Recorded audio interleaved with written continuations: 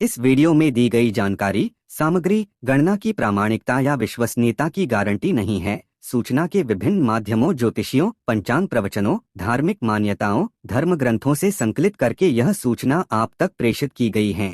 हमारा उद्देश्य सिर्फ सूचना पहुंचाना है। पाठक या उपयोगकर्ता इसे सिर्फ सूचना समझकर ही लें। इसके अतिरिक्त इसके किसी भी तरह से उपयोग की जिम्मेदारी स्वयं उपयोगकर्ता या पाठक की ही होगी। शरीर त्यागने के बाद कहाँ जाती है? आत्मा मरने के पश्चात आत्मा कहाँ जाती है?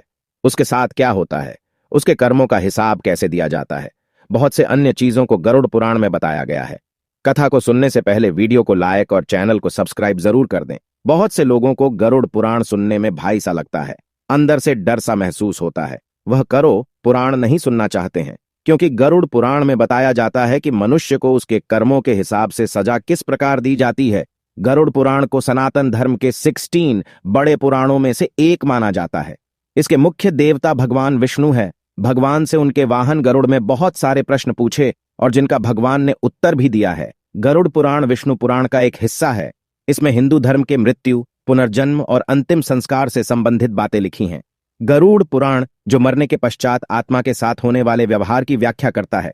उसके अनुसार जब आत्मा शरीर छोड़ती है तो उसे 2 यमदूत लेने आते हैं। मानव अपने जीवन में जो कर्म करता है, यमदूत उसे उसके अनुसार अपने साथ ले जाते हैं।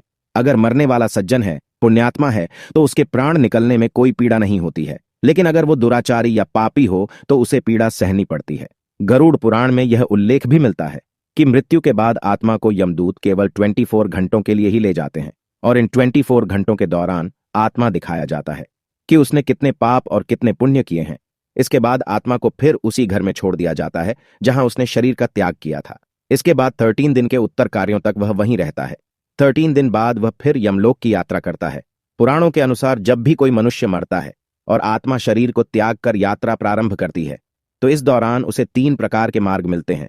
उस आत्मा को किस मार्ग पर चलाया जाएगा, यह केवल उसके कर्मों पर निर्भर करता है। ये 3 मार्ग हैं: अर्ची मार्ग, धूम मार्ग और उत्पत्ति विनाश मार्ग। अर्ची मार्ग ब्रह्मलोक और देवलोक की यात्रा के लिए होता है, वहीं धूम मार्ग पितृलोक की यात्रा पर ले जाता है और उत्पत्ति विनाश मार्ग नर्क की यात्रा के लिए है।